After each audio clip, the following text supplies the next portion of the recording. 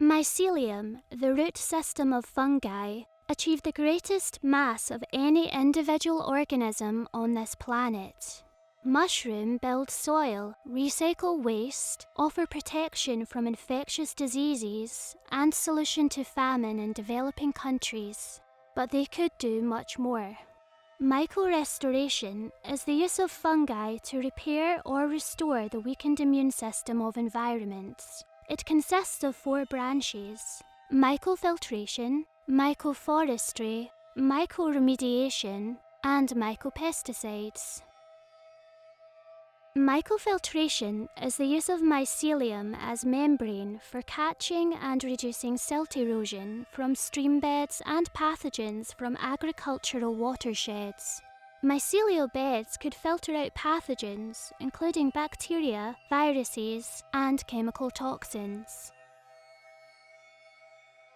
Mycoforestry can be used to preserve native forests, enhance replanted trees, recycle woodland debris to create nutrient-rich soil, and strengthen sustainability of ecosystem.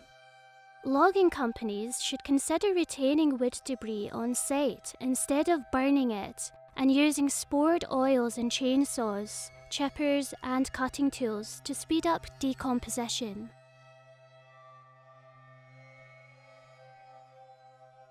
Mycoremediation is used to degrade toxins held together by hydrogen-carbon bonds and remove heavy metals by channeling them to the fruit bodies, which can be then picked and transported out of the area.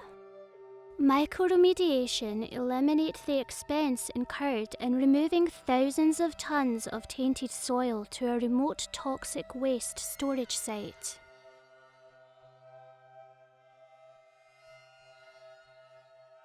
Chemicals used in pesticides harm non-targeted organisms, pollute water, and impair human health.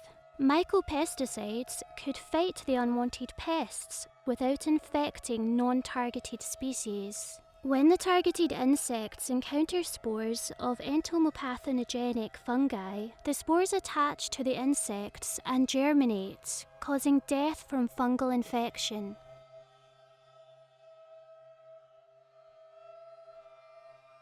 Bees are crucial pollinators affecting crop yields. The bee colonies face massive danger called varroa mite. It lives on bees, infecting them with viruses, which could eventually lead the colony to collapse.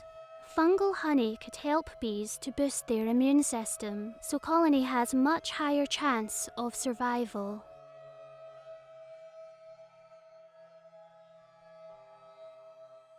And now we could learn how to grow mushrooms. To start growing mushrooms, what you first need is a liquid culture, and this is Bratislavan oyster fungus, otherwise known as grey oysters. The contents of the syringe can be put into a liquid culture vial. This is sterilized water with glucose in it. I think in this case it was a bit of honey. So I just took that syringe and injected some of the contents into this jar, and then kept it at 25 degrees C in the dark for about a week. This can be used to colonize spawn. You can take grain spawn, sterilize it, which destroys all the microbial competition and allows your fungus to colonize the bag. And you can just cut open the bag, break it up, and put it in the substrate. The mushroom metabolizes the carbohydrate in the spawn and gives off CO2, and this filter patch just helps the CO2 leave the bag and for new ambient oxygen to enter the bag.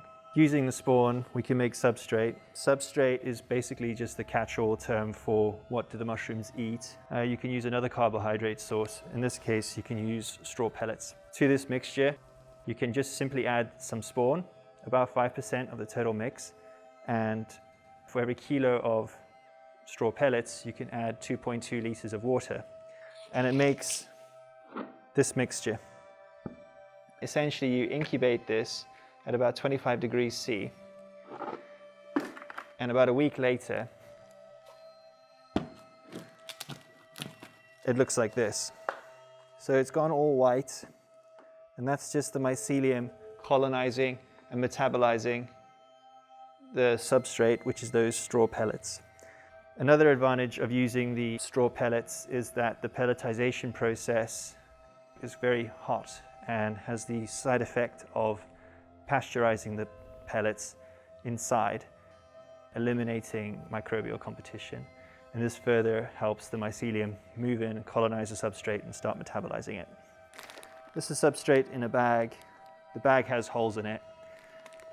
There's no filter patch on this bag. That's because the oyster fungus is quite resilient and is able to deal with competition. This is the intermediary stage. This is called pinning. To do pinning, you take the mushrooms out of their first stage, which is the vegetative stage. This is where the mushrooms are kept in a dark, warm environment with high CO2. And to initiate pinning, you simply take them into an environment where the temperature is 10 degrees lower than the incubation temperature. The CO2 parts per million is taken down from 2,000 parts per million down to at least 800 parts per million. And then also you expose the mycelium to light. After about 5 days, the pins look like this. So these mushrooms are about 5 to 6 days old. They get quite large, and if you're growing them commercially, you would pick them at a much earlier stage than this. They dry very easily.